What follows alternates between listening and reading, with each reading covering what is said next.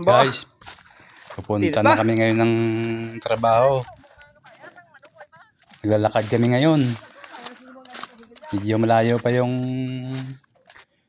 trabaho namin eh. Galing sa bahay namin. Yan, ito na ang grupo.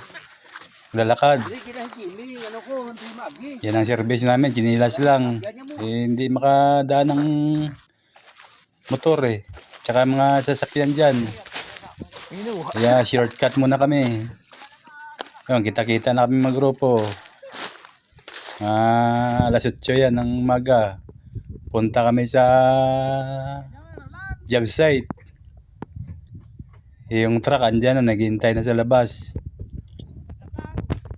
Budlay na lang ang kotse. Area namin.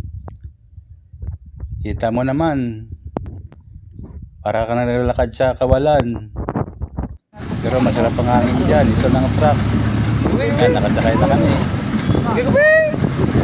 Punta kami sa job site. Yung may karga na yan. Mga tubo.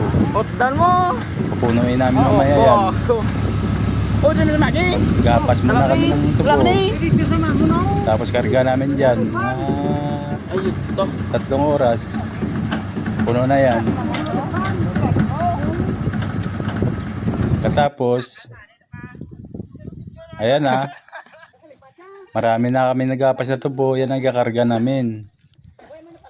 Yan. Pinapalabas ng kalabaw yan. Kasi hindi makapasok ng truck dyan eh. Ilalabas dun sa kalsada. Yun ang truck oh.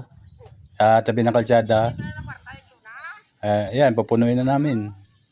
Yan ang trabaho namin guys. Nabaligya ah.